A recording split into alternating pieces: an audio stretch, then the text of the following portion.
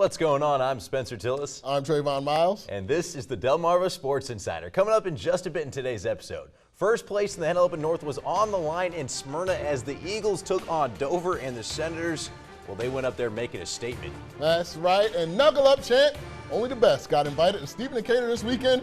Must-see highlights from War on the Shore Wrestling. And plus, the Orioles, Chris Davis, they want you to get your money because you're loyal, you're faithful, Nice. and I appreciate that. Take this money. Get your mama a house. A lot of them. Come back and ask for some more. They don't want you to go out there and hit home runs. So what you gonna do? You're gonna go out there and hit home runs.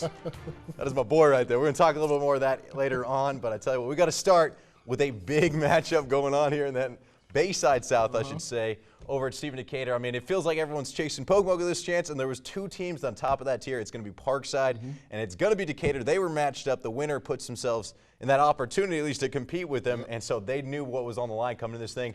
And the Rams, well, they were the ones making themselves feel at home early on. Tyrese Purnell gets the bucket there, plus the foul. He had 20 points. Then Parkside gets out in transition. The lay-in there by Raekwon Williams, and then he goes ahead and gets another one shortly after that. They were up 3 after 1, but back come the Seahawks. Torrey Brittingham attacks the basket. Check out the body control on the finish right there. Gets it a drop, and then the point guard showing off the range. The corner triple try is pure. And then Jerron Johnson also would connect on one. They had 6 of those as a team in the game.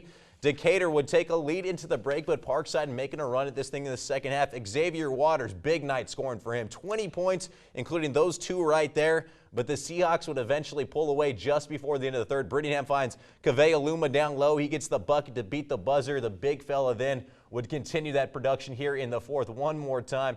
He's going to get down low as Torrey's going to go ahead and attack. Finish with the right hand right there. Decatur gets the win, 74-63 the final.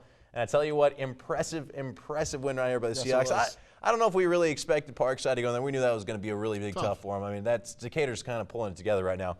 But I tell you what, they're starting to figure out this chemistry thing. I mean, there was a learning curve, definitely, adjusting having Torrey, a guy that can control the ball and does that much stuff. It's a good problem to have, but it was a problem for him the first few games. And even Torrey looked like he was kind of struggling figuring out what his role is going to be in this team after he was the man that ran the show at Y-High last year.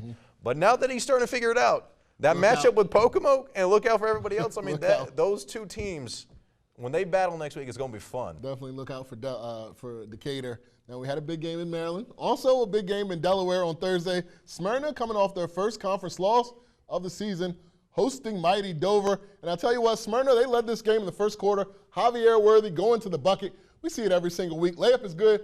2 of his 16, but right back comes Dover. Terrence Woodland, sweet Euro. It's good. 19 for Woody. Smyrna then right back at him. Dante Ritchie driving, kicking to the sophomore sharpshooter. Who else? Caleb Matthews, team high, 17 for Matthews. But Dover went on a 22-6 run thanks to this guy, Jordan Allen, bringing down the house. I really mean it. Game high 22 for J.A. Dover wins big on the road, 79-64. And flat out had to be honest with you, Smyrna, like I said last week, they really are the third best team in the North, I believe. Never mind me thinking that game against Cape was just a fluke, and I thought that maybe Cape coming there kind of caught them off guard. They just go through spells where it looks like the Javier Worthy show to me. You know what I mean? Like, he's the only guy that knows what's going on. Of course, you got Matthews. They're shooting some threes from time to time. But other than that, something in their half-court offense is missing. They need that dog down low that they had last year, like they had in Stedman Kapana. Is who they're definitely missing right now, and it's definitely showing with 2 losses in conference back-to-back at home. More than just that, I think you're also missing Latrell Lee of last year, too, a guy that could create from the wing. Definitely. Where I feel like it's the same thing that you're saying right now. There's a lot of guys kind of waiting for him to create and get them to get open and make something happen rather than – that's a lot to ask on one guy to continually drive that motor. And he's not really a true point guard. That's not his normal position. I mean, he's a scoring guard. He's a slasher. He's doing a phenomenal job, but he needs some pieces around him to kind of step up, I think, moving forward. Well, we had a big rivalry game back here in the Bayside as well on Thursday. Easton matched up against Cambridge. A lot of people excited about this one, including me. And I tell you what, it was fun to watch Niall Thompson breaking angles. The kids call him smooth around school. Kicks it out to Michael Richardson, and all this guy has done is just score a bunch of points this year. Back comes Easton in transition.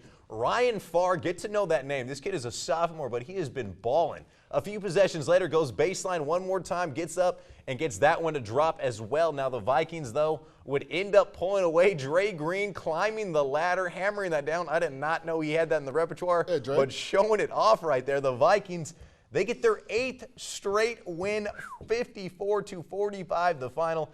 And Vic Burns, tip of the cap to you, big guy, because last year it was a struggle. I mean, it was his first year there at the program trying to turn this thing around, and he's put together some pieces. He's got some young pieces. Thompson, I mean, jumps out.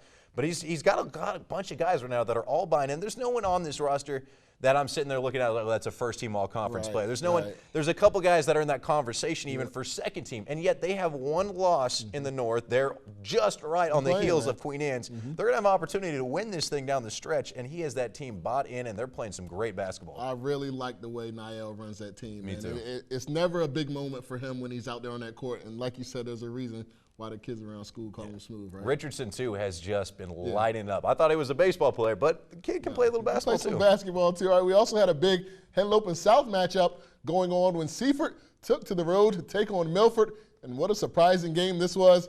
Damon Coleman for Milford doing his thing, splitting 2 defenders, on his way to the bucket, finishes the and one, but Milford still trailed in this game, largely because of this guy, R.J. Smith, 2 plus 1 more of his game high, 21. RJ did it all. He can score. He did it all this game. I mean, court vision right there. Finds Kyrie DeShields underneath for 2 more. Seaford without Jaquan Darling and DeShields stepping up.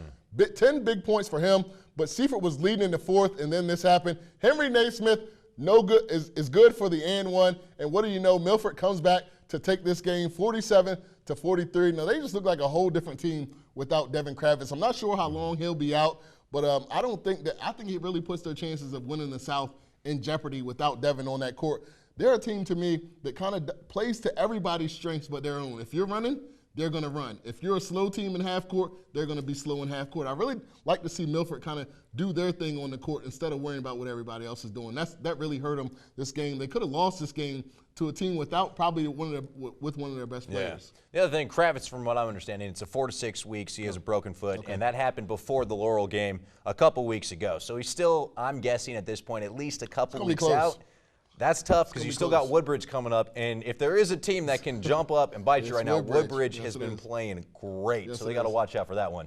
Well, Sussex Central, a team not playing so great lately, will transition like that. They're at home looking for that first win of the year, taking on St. Mark's, and they actually came out ready to go in the single. The Golden Knights making some plays. Keontae Sturgis with a sweet look down there to Richard Fleming. He lays it home. Shortly after that, Sturgis, well, he can shoot the rock as well. Hits the corner 3 ball right there, dials it up and finds the bottom of the net. But back come the Spartans. Ball movement eventually finds Billy Sullivan. He pulls the trigger and is able to connect from about 15 out.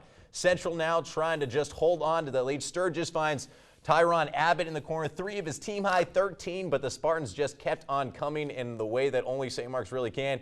The skip pass is going to eventually find Zach Palmer. He hits the shot. Golden Knights drop another tough one, 44-31 the final. St. Peter and Paul hosting North Carolina. Bulldogs making themselves look comfortable. Just 1 county over. Tay Potts driving the lane for the deuce.